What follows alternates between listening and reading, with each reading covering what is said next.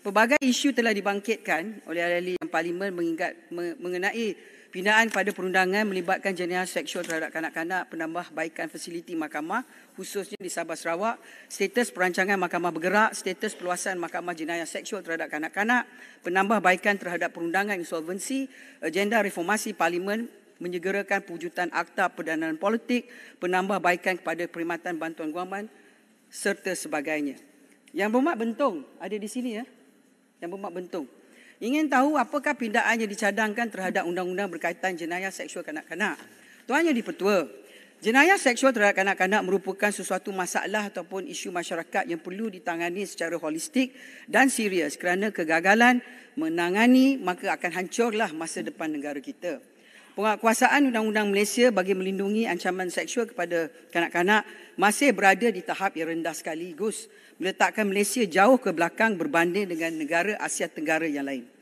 Menurut Indeks Antarabangsa Out of the Shadows, Malaysia berada di kedudukan yang ke-23 daripada 60 buah negara dalam tindak balas terhadap ancaman, eksploitasi dan penderaan seksual kanak-kanak dengan jumlah markah 56.9.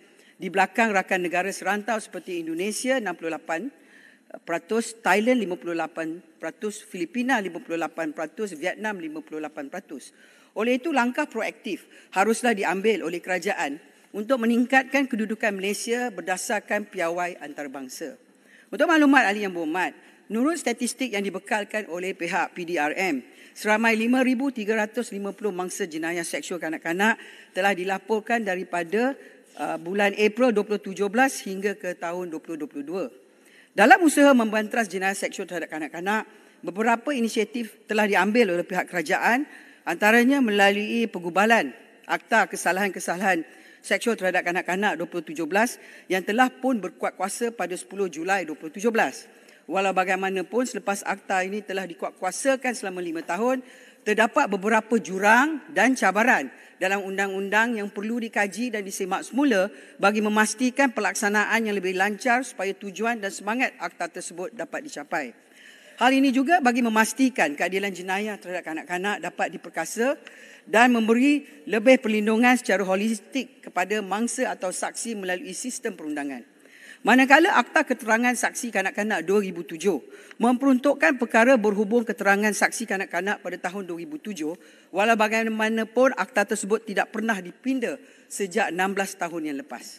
Apabila teknologi berkembang dan kaedah penderaan moden terbentuk sama ada dalam talian ataupun luar talian, oleh itu undang-undang sedia ada perlu dipinda untuk menangani, mencegah dan menghukum pendera yang menggunakan kaedah-kaedah moden tersebut.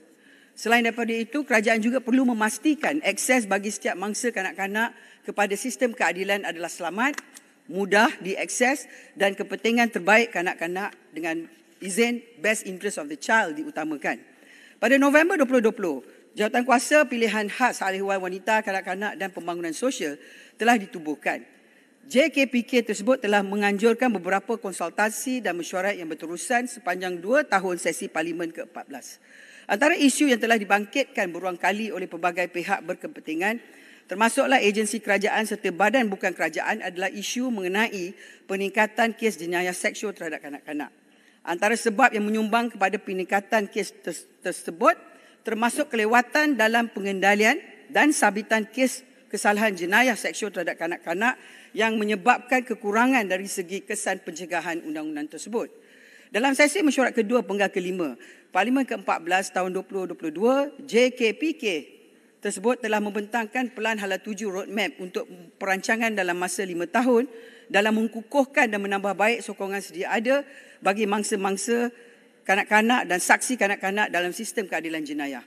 Pelan Hala 7 tersebut telah dijadikan panduan bagi wujud penambahbaikan dan perincian yang lebih jelas terhadap cadangan pindaan kepada undang-undang berkaitan. Pada 13 Disember 2022, Bahagian Hal Ehwal Undang-Undang Jabatan Perdana Menteri telah memulakan mesyuarat berkenaan cadangan pindaan kepada akta berkenaan bersama dengan Jabatan Peguam Negara dan pejabat Ketua Pendaftar Mahkamah Persekutuan. Seterusnya, beberapa sesi libat urus telah diadakan bersama pihak-pihak berkepentingan yang terdiri daripada wakil-wakil agensi kerajaan, ahli-ahli akademik dan masyarakat civil society organisation dengan izin UNICEF bagi membincangkan hala tuju serta mendapatkan input dan maklum balas penyediaan dasar dan membincangkan parameter pindaan yang berkaitan.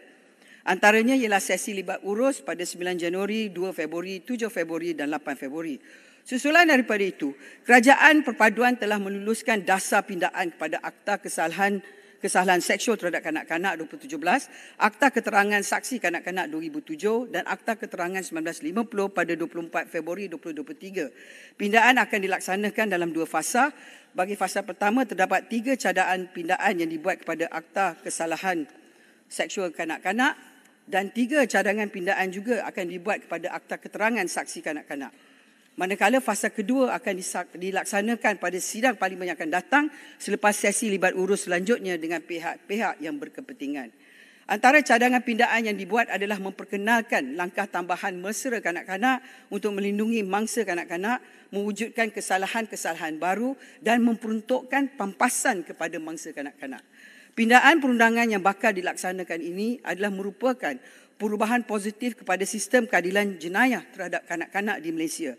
Selain itu, pelaksanaan polisi yang dicadangkan juga menunjukkan komitmen kerajaan hari ini untuk sentiasa terbuka ke arah pembaruan dan penambahbaikan sistem perundangan dan keadilan di negara kita.